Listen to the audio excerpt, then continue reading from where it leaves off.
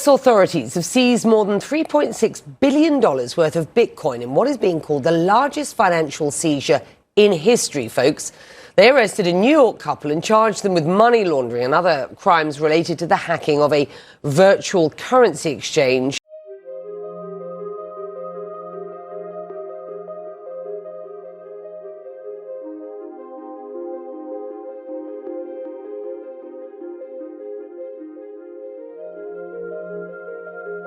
Hi everyone, welcome back to the Web3 channel. My name is Zach. In this video, we are looking more at what happened when it came to the Bitfinex hack of 2016, where we of course saw billions, currently at least in value, worth of Bitcoin being laundered by allegedly couple Heather Morgan and her husband. I'm sorry for getting the name wrong, therefore I've stopped saying her husband's name because I'm just terrible with names.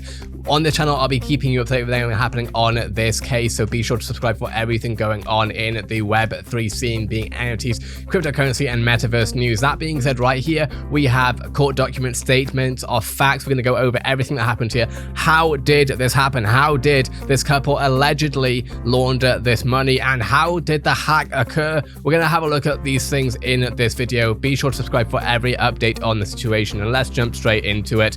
Of course, we wouldn't have expected to know about this couple in the light that we have if it hadn't been for the music videos, the TikToks, all the information that we have seen. That some of it has been privated, some of it of course is still public. Anyway, that being said, let's have a look at what's going on here. Statement of facts. We're going to look through this document. It's going to take a while, but if you're interested, this is the video for you. That being said, your affiant Christopher is a special agent assigned to the IRS CI. As a special agent, my responsibilities include the investigation of criminal violations of the IRS code, the Money Laundering Control and the Bank Secrecy Act, and related offenses. I have experience investigating crimes involving virtual currency as further described below. I am also experienced in analyzing and tracing virtual currency transactions. Currently, I am tasked with investigating the laundering of funds stolen from a virtual currency exchange in 2016. As a special agent, I am authorized by law or by a government agency to engage in or supervise the prevention, detection, investigation, or prosecution of a violation of federal criminal laws. The facts and information contained in this affidavit are based on my personal knowledge and observations, information provided to me by others,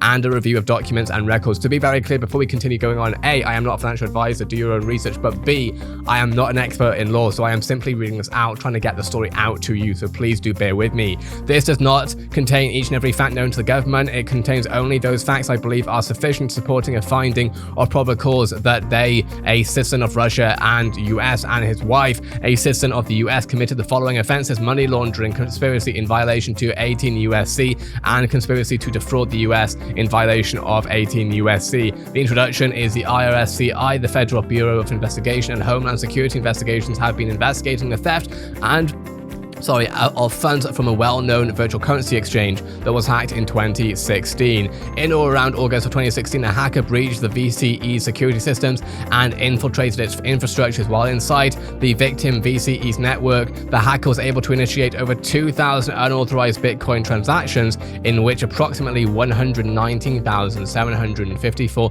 Bitcoin was transferred from victims' VCE's wallets to an outside wallet. At the time of breach, 119,000 Bitcoin was valued at around 71 million USD. Due to the increase in the value of Bitcoin since the launch, the stolen funds are valued at over 4.5 billion USD as of February 2022. Quite the private action, I might say. Let me have a glass of water real quick, so we can jump into the next part. US authorities trace the stolen funds on the Bitcoin blockchain as detailed above, or below, sorry. Beginning in or around January 2017, a portion of the stolen Bitcoin moved out of the wallet in a series of small, complex transactions across multiple accounts and platforms. This shuffling, which created a voluminous number of transactions, appeared to be designed to conceal the path of stolen Bitcoin, making it difficult for law enforcement to trace the funds. Despite those efforts, as explained further below, US authorities did trace down the stolen Bitcoin to multiple accounts controlled by the defendants, it looks like. The 2017 transfers notwithstanding, the majority of the stolen funds remained in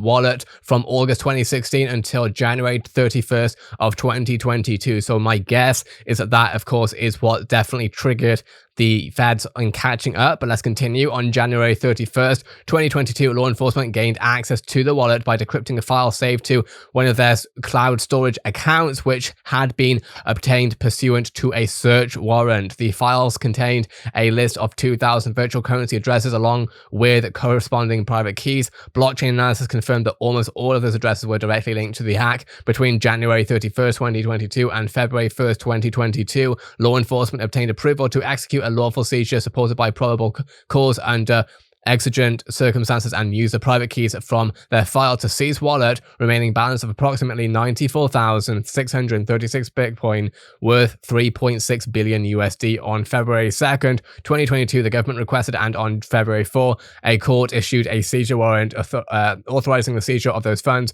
Those funds remain secured in the US government's possession, which of course the question is, where will those funds go? But also, just reading through this again, because I've read this a couple of times, but you always pick up new things as you're reading these things. One thing I'm seeing is that it seems that, at least within the last month, that the couple have maybe been aware that, of course, there was that the feds were getting closer, which makes me confused as to why they kept the Crocodile of Wall Street music video up until the last moment, where, of course, I'm not sure how it was privated, but I'm pretty sure the couple were arrested prior to the video being privated, and of course now it is circulating online also on this channel. Tracing the stolen Bitcoin to the defendant. During the investigation, and as further described below, special agents traced the stolen funds as follows. First, to a wallet, an unhosted wallet containing over 2,000 Bitcoin addresses, which was saved along with their associate private keys in Liechtenstein's cloud storage account, where the stolen funds remained dormant until January of 2017. The second, to accounts at the darknet market Alphabay.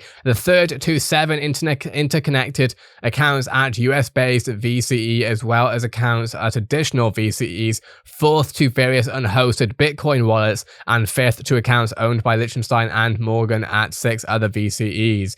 Close financial analysis and other evidence revealed that all of the above laundering activity was conducted by Liechtenstein and Morgan. In conducting these transactions, and as described further below, Liechtenstein and Morgan employed numerous money laundering techniques, including using accounts set up with fictitious identities, moving the stolen funds in a series of small amounts, totaling thousands of transactions, as opposed to moving the funds all at once or in larger chunks.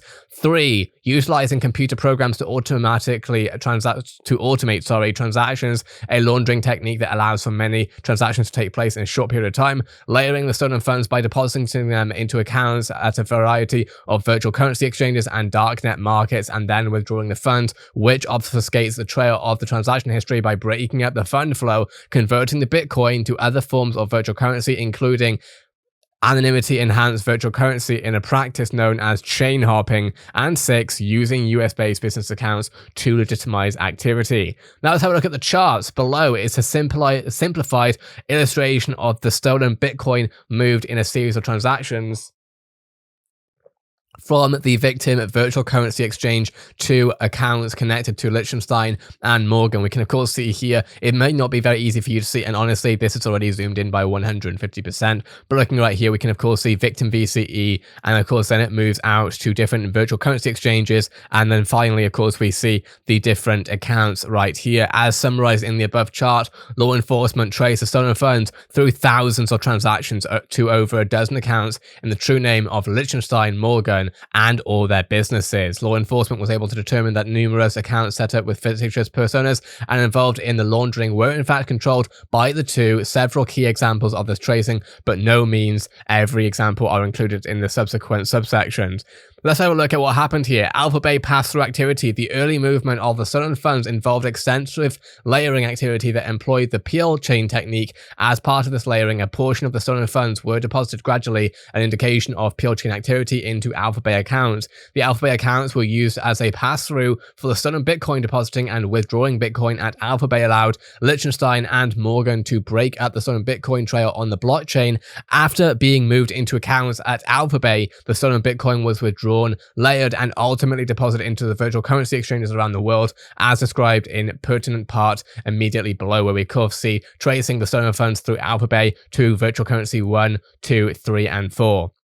To be clear, of course, virtual currency exchange. The chart below shows part of the movement of the stolen funds from victim virtual currency exchange to Alphabay, abbreviated AB in some places, and then from Alphabay to virtual currency exchange 1. A peel chain occurs when a large amount of Bitcoin, of course, sitting at one address is sent through a series of transactions in which a slightly smaller amount of Bitcoin is transferred to a new address each time. In each transaction, some quantity is transferred to the next address in the chain. In training and experience, it is common for money launderers to rely on a peel chain to obstruct the movement of the illicit money. As depicted in the chart above, a portion of funds laundered through Alphabay were sent to 6 VCE1 accounts.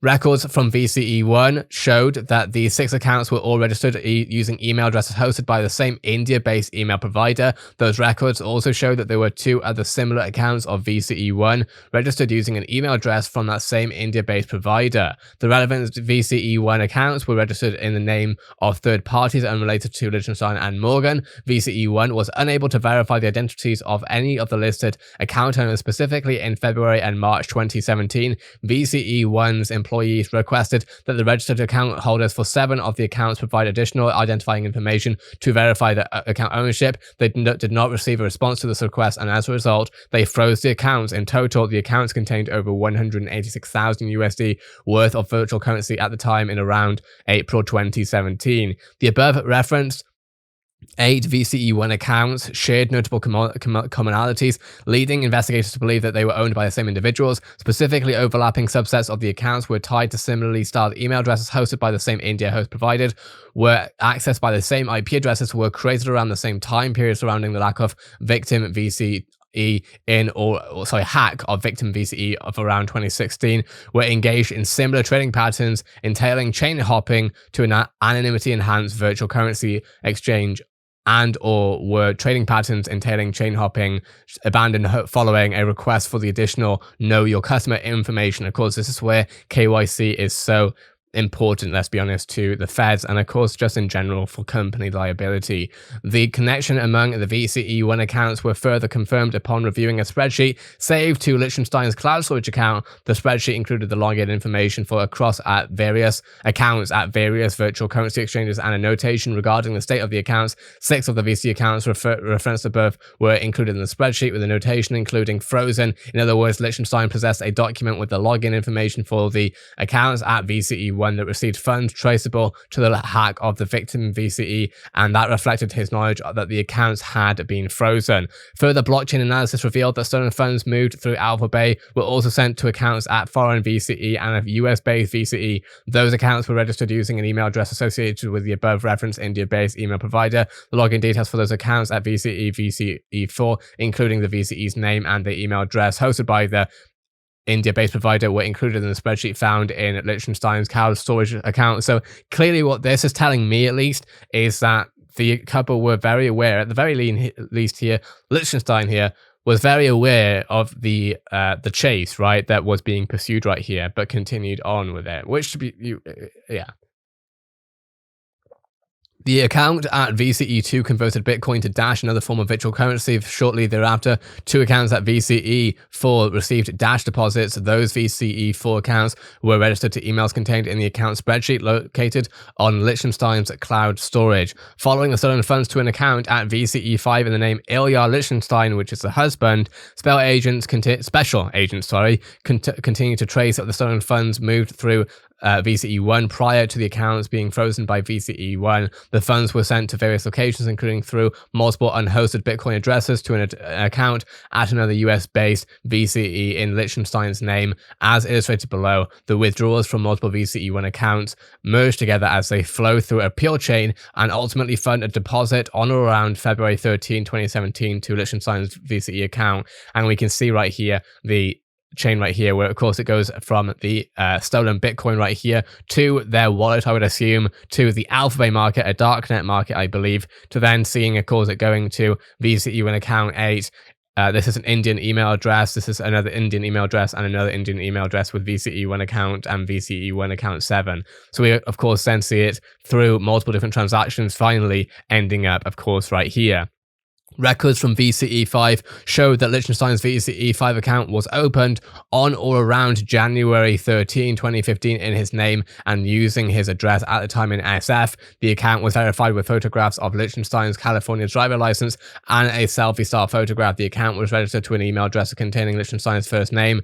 Search warrants for the contents of the Liechtenstein email account confirmed that Liechtenstein controlled the account and as well as the related account, which included Liechtenstein's nickname. One thing I'm noticing right here is that there is very little right now of Morgan, which is the wife, Heather Morgan, the wife, i.e. or aka RAZZLEKHAN. Liechtenstein's VCE5 account was used to purchase gold from precious metals dealer through a US-based virtual currency payment service provider. In conducting the transaction, Liechtenstein provided his true home address for shipment. Tracing the stolen funds to Liechtenstein and Morgan's account at additional VCE. Additional funds traced to the victim VCE theft were also sent to Liechtenstein's account at 5 more VCEs. Specifically, the chart below shows that a portion of the stolen funds flowed from VCE1 account, VCE1 account 7, and the other accounts through multiple transactions into multiple other VCE accounts. Records obtained from various VCEs show that the accounts were opened in Liechtenstein's name and or the name of Liechtenstein's business. Many of the accounts were verified with additional information and or identification documents provided by Liechtenstein. For example, a KYC verification email from VCE10 in 2019. Liechtenstein wrote to representatives from VCE10 that he has been investing in and mining Bitcoin since 2013, so the source of funds would those be early crypto assets. Between the 2016 hack and the present, Liechtenstein and Morgan further engaged in a diverse array of virtual currency transactions, including transacting in numerous altcoins, liquidating Bitcoin through a Bitcoin ATM, and purchasing NFTs. The flow of funds from account at VCE4 to Liechtenstein and Morgan. After scrutinizing the above referenced flow of stolen funds into the multiple accounts connected to Liechtenstein at VCE, the following investigators analyzed via publicly available information on the Bitcoin blockchain all of the transactions into Liechtenstein's account and discovered the following. A large portion of Bitcoin deposited into Liechtenstein's VCE accounts was traced back to 2 accounts at VCE4. These accounts are referenced below as VCE4 account 2 and the other one there. These 2 accounts at VCE4, as depicted below, also sent funds into accounts registered to Morgan and into another account registered to a business owned by Liechtenstein called NPass Incorporated. So this is what we're going to see right here, where of course the country opened, it was actually in Russia using a Russian email address. And again, we of course see different VCE accounts basically depositing transactions, multiple different transactions that eventually led to Heather Morgan's account that we can see right here, then through a retail account, then Heather Morgan's account through sales folk. Then we see ILYA Liechtenstein or Liechtenstein Demand Path LLC, another one from ILYA and another one from ILYA right here. Records from VCE4 showed that VCE4 account 2 was created on or around November 7, 2017 and was registered in the name of a Russian national and under a Russian email address. VCE4 account 2 was entirely funded by approximately 13,200 XMR via approximately 21 transactions that took place between or around November 2017 and March 2019. So over 2 years this was being essentially dripped through. Another account of VCE4 was created on around November 2017 and was registered in the name of another Russian national and under another Russian email address. VCE4 account 3 was entirely funded by approximately 6,870 XMR via approximately 10 transactions and took place between in around November 2017 and April 2019. To be very clear, one thing I'm actually reading from this, because I'm trying to contextualize this in what we've seen over the past couple of days when it comes to the social media content that Heather Morgan has posted to online social media, is that the majority of that content, if not all of it so far, from what I'm seeing, most of what we're seeing right here is happening around 2016, 2019, which means that the majority of the content that was filmed around that time would have been once this had all sort of, you know, the dust had settled a little bit. When employees from VCE4 attempted via email to verify the identity of the individuals listed as the only owner of VCE4 account 2, the account owner represented to employees from VCE4 that the source of funds was the owner's investments. Employees from VCE4 followed up with the owner and asked the owner to provide a bank or investment statement to support the source of funds within the account from the owner's investments. The owner did not respond and never contacted them again. As a result, of course, in the as they froze the account. In the end, owner of VCE abandoned the account with approximately 155,000 worth of virtual currency in it. When employees from VCE4 attempted to verify the identity of the individual named on the account for VCE4 account 3, the owner never responded. Again, froze that account. It had no balance at the time, or the funds had been withdrawn previously. The XMR deposited into VCE4 account 2 and VCE4 account 3 was all converted to Bitcoin and then withdrawn into, consistent with chain hopping. The same method was used to liquidate. Then we're looking at deposits into Morgan's account. What I think we're going to do, because we're roughly halfway through this and there's still more to go, and we're already recording for 20 minutes, we're going to make this into 2 parts. And on second thought, no, we're not going to make this into 2 videos. We're making it into 1 video because that's just how it makes sense. Right now, we're looking at deposits into Morgan's account at VCE7. According to records provided by VCE7, and as illustrated above in paragraph 25, VCE4 account 3 deposited Bitcoin into 2 accounts owned by Morgan, 1 account in Morgan's name and 1 in the name of her company, Salesfolk. Morgan responded to VCE7 requests for KYC verification by using Salesfolk email addresses in Morgan's name and initials Morgan email. In those communications, Morgan sent Salesfolk's incorporation documents and advised VCE7 that she was the sole owner of Salesfolk. Records from VCE7 also indicated that another email address containing Morgan's name, Morgan email 3, was connected to the 2 accounts under Morgan's name under company and company details at VCE7. As described in more detail below, Morgan advised representatives from VCE7 that Salesfolk accepted Bitcoin as payment from customers. However, special agents were unable to corroborate Morgan's statement with any actual payment details or publicly available information from Salesfolk's acceptance of Bitcoin as payment, with one exception, an account in Salesfolk's name at BTC PSP. That account received approximately 130,000 worth of virtual currency from a single company, a shell company, which claimed to operate out of Hong Kong. The payment was purportedly for advertising services. However, Shell Company 1 had no website, and investigators were unable to identify any legitimate business company by Shell Company 1, much less any advertising. Liechtenstein's and Morgan's misrepresentations to VCE7. According to the records provided by VCE7 account and Morgan's 2 VCE7 account, Liechtenstein's VCE7 account, Morgan VCE7 account, and Morgan Salesfolk account shared logins from the same IP addresses that investigators geolocated to New York. In total, their accounts at VCE7 received around 2.9 million USD worth of Bitcoin for the approximate period of March 1st, 2017 to October 2021, all after the hack of Victim Virtual Currency Exchange. Nearly all of the Bitcoin received was converted to fiat currency and withdrawn by U.S. financial institution accounts held by Morgan and Liechtenstein.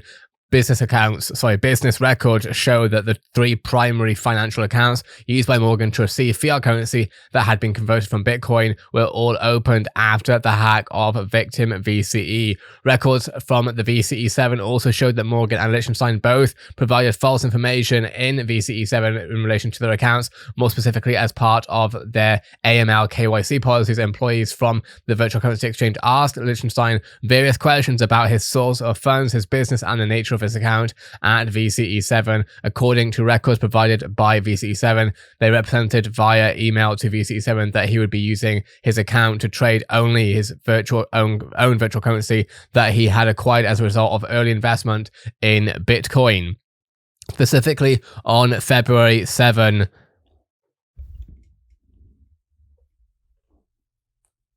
specifically on February 27, 2017, and Bitcoin, Liechtenstein wrote the following to representatives from the VCE7. Hi, I'm a tech entrepreneur and Bitcoin early adopter. Since acquiring my first Bitcoin in 2011, I'm looking to diversify a bit ahead of the ETF decision and sell about 100 Bitcoin. Please let me know next steps to move forward. All trades I would execute are from my own personal funds. The LLC is simply there to manage my trading assets. As noted above, according to the public blockchain and records obtained from VCEs, the primary source of funding is Liechtenstein. VCE7 account came from the aforementioned VCE4 accounts i.e. the VCE accounts tied to Russian identity documents opened after the hack of the victim VCE, not from early investment earnings. In response to VCE7 representative's request for additional information about his company, Demand Path LLC, he stated that Demand Path LLC was a simple single-member LLC, and so it did not have articles of incorporation or a board of directors.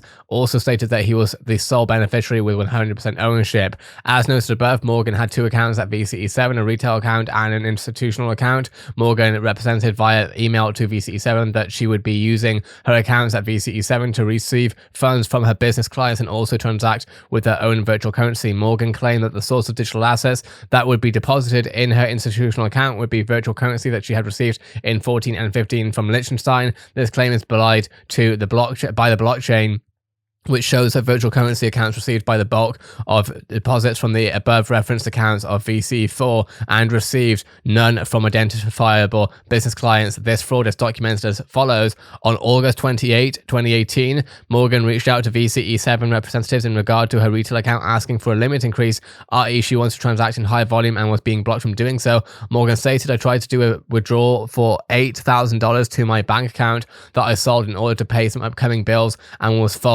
was told that I could only transfer $500 a day via ACH or $15,000 a month via wire. Then, in or around June 2019, Morgan applied for her institutional account.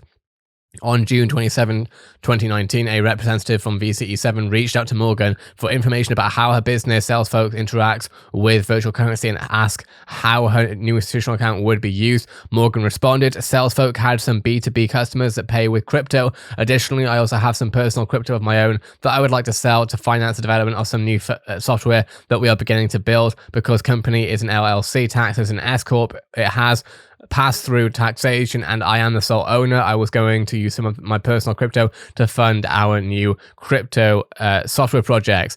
On January 1st, 2019, Morgan stated that SalesFolk was not a financial institution and so she does not manage her customers' money in any way. SalesFolk customers are just B2B companies buying software and or sales email marketing consulting services from us, typically around $8,500 or less per contract and invoice, so we haven't been doing any KYC on them. On July 2nd, 2019, a representative from VCE7 asked Morgan some follow-up questions about how Morgan came to own the digital assets that would be deposited into her institutional account.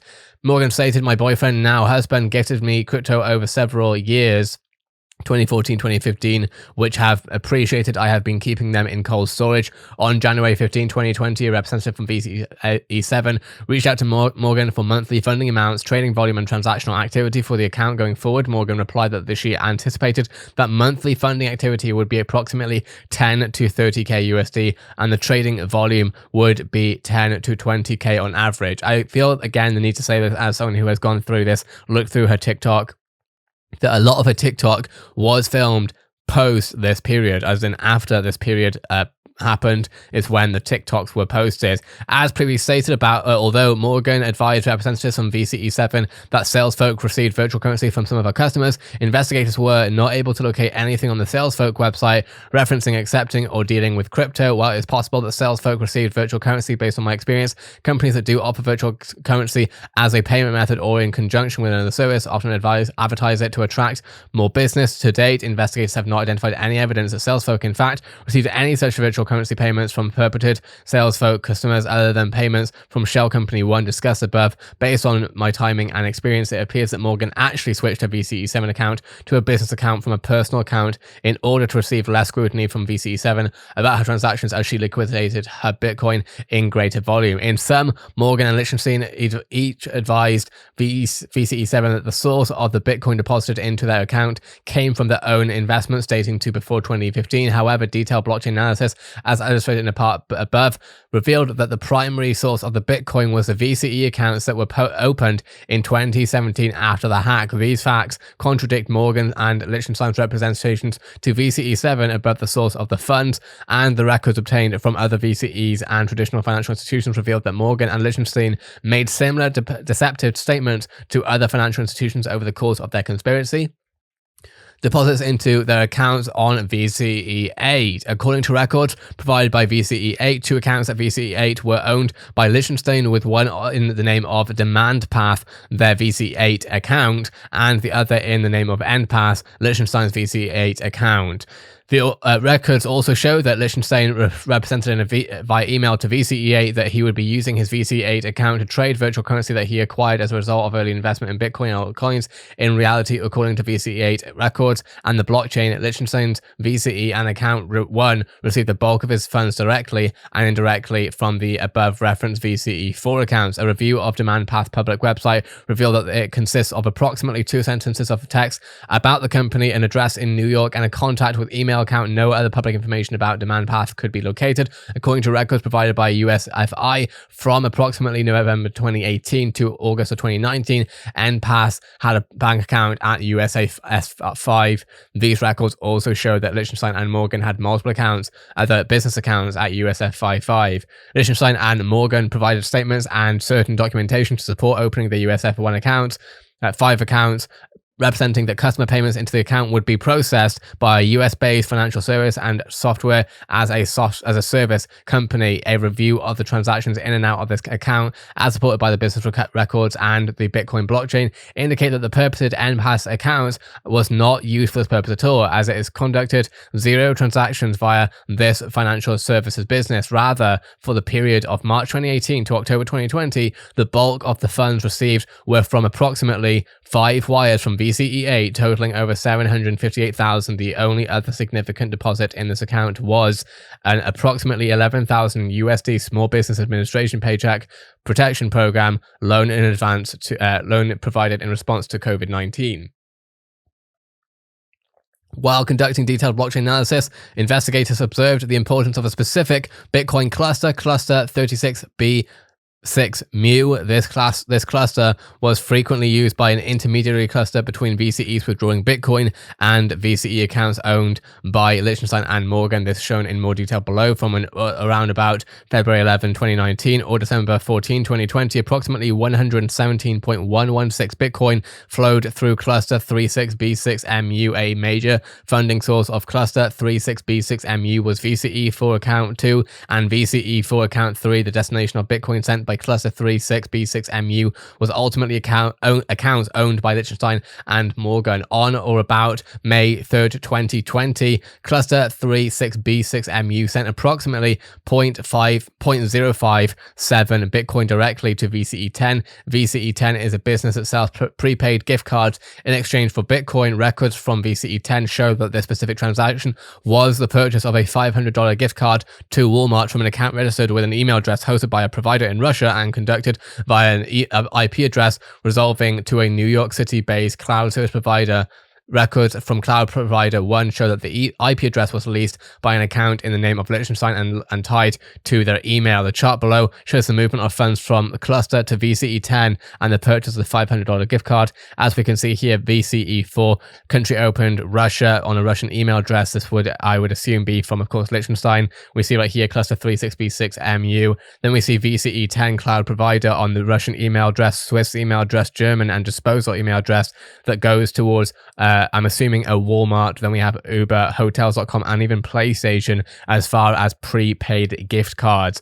Records show that portions of the $500 gift card were then redeemed through 3 transactions for personal items via the Walmart iPhone application. Each of the 3 redemptions were conducted online under Morgan's name, using one of Morgan's email addresses and providing Morgan and Liechtenstein home address for delivery. Cluster 36B6 mu directly sent BTC to VCE10 for the purchase of prepaid gift cards on approximately 16 occasions, including the one described above. Although the VCE10 accounts were registered with multiple email addresses, all but one transaction was conducted from the same cloud provider IP address owned by Liechtenstein. The cloud storage account, Email 2, was held at a US-based provider that offered email as well as cloud storage services, among other products. In 2021, agents obtained a copy of the contents of the cloud storage account pursuant to a search warrant. Upon reviewing the contents of the account, agents confirmed that the account was used by Liechtenstein. However, a significant portion of the files were encrypted. On or about January 31st, 2022, law enforcement was able to decrypt several key files files contained within the account. Most notably, the account contained a file listing all of the addresses within wallet ICG A4s and their corresponding private keys. Using this information, law enforcement seized the remaining contents of the wallet, totaling approximately 94,636 Bitcoin, presently worth 3.629 billion USD as described above. The chart below singles out with an arrow wallet ICG A4S, where we of course see the victim VCE, with the wallet then going to the darknet Alpha Bay market, with of course the virtual currency exchanges on these two right here. The cloud storage also contained the account spreadsheet discussed in the preceding subsections, detailing the login information and status of accounts at numerous VCEs, including a notation of which accounts had been frozen or emptied. As explained above, many of these accounts received stolen funds from the victim VCE. Furthermore, Liechtenstein's cloud storage account also contained a folder named Personas. The Personas folder contained biographical information and identification documents for numerous individuals. The account also included a text file named Passport Ideas that included links to different darknet vendor accounts that appeared to be offering passports or identification cards for sale. Liechtenstein's cloud storage account contained a folder holding data files for numerous financial institutions with notes that appear to be reconnaissances of potential laundering avenues. For example, a document for Alpha Bank describes the bank as a sketchy Russian oligarch bank and includes notes about login procedures. Before I go forward, just going to drink some water. Liechtenstein and Morgan's actions obstructed lawful functions of FinCEN. Based on training and experience, I'm aware that the Bank Secrecy Act and its implementation regulations require financial institutions, including VCEs, to establish and maintain programs to detect and report suspicious activity and to maintain certain records where they have a high degree of usefulness in criminal, tax, or regulatory investigations or proceedings. Amongst other, VCE and USFIs are required to comply with regulations requiring them to report any suspicious transaction relevant to a possible violation of law or regulation. Specifically, VCEs and USFIs must file with the Treasury Department to the extent and in the manner required in the section a report of any suspicious transaction relevant to a possible violation of law or regulation. This requirement may be triggered by transactions believed to involve funds derived from illegal activity or intend to hide or disguise funds or assets derived from illegal activity, transactions that serve no business or apparent lawful purpose, and for which the VCE knows of no reasonable explanation after examining the available facts, or transactions that involve the use of the virtual currency exchange to facilitate activity. Such reports are commonly known as suspicious activity reports. The Financial Crimes Enforcement Network, a division of the U.S. Department of Treasury, is responsible for the implementation, administration, and enforcement of the Bank Secrecy Act. FinCEN's mission is to safeguard the financial system from illicit use, combat money laundering and its related crimes, including terrorism, and promote national security through the strategic and financial authorities and collection, analysis, and dissemination of the financial intelligence. FinCEN is headquartered in Washington, D.C. At the time of relevant activity described above, all these different entities were financial institutions doing business in the US subject to the Bank Secrecy Act and were registered with FinCEN. According to records provided by in two VCEs, Liechtenstein expressed his knowledge of those regulations in communications with the VCEs, telling one VC that he chose to do business with it to ensure that he is trading fiat in a regulated compliant exchange, and telling another VCE that his sources of funds included other regulated cryptocurrency exchanges. Morgan similarly conveyed familiarity with these regulations, advising VCE 7 that because Salesfolk was not a financial institution managing customers' funds, we haven't been doing any KYC on Salesfolk. During the course of conspiracy, Liechtenstein and Morgan repeatedly provided false information to and deceived the VCEs and other financial institutions regarding for sources of their funds and the nature of their transactions. One purpose of these deceptions was to frustrate the VCEs' due diligence efforts and thereby prevent the transmission of SARs mandated under the Bank Secrecy Act and the U.S. Department of the Treasury in Washington. A sample of such deceptions are included in the paragraphs above.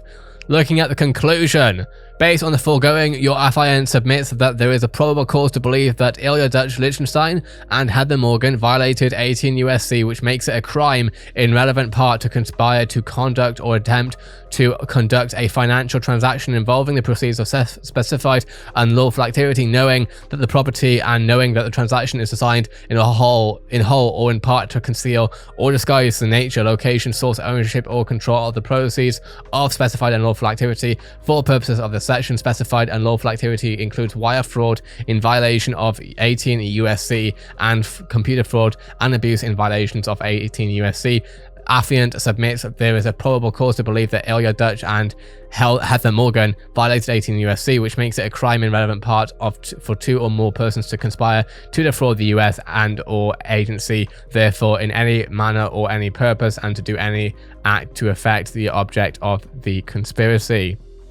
And I believe that is therefore then the document. We're going to be going over more of this stuff. Now, you might have one question: who actually hacked it? Because this doesn't say that Heather nor her husband, ILYA, actually hacked it. And we don't know that right now. We don't know any information on that. So to be very clear, this video, for one, it's not financial advice. For two, it's not even, we're literally going over the statement of facts right now from the public record, but we do not know who the hacker was. And my guess, my personal guess, is that we'll be seeing this story update literally over the next years. This hack happened 5 years ago. Essentially, almost a cold case has been re-brought to light. So what I think we're going to see now is a lot more updates, and Web3 will be covering everything happening as much as possible. So make sure to subscribe to this channel for everything happening in the Web3 space, from crypto, NFT, and metaverse news. Have a great day, everyone. I'll see you in the next Web3 video.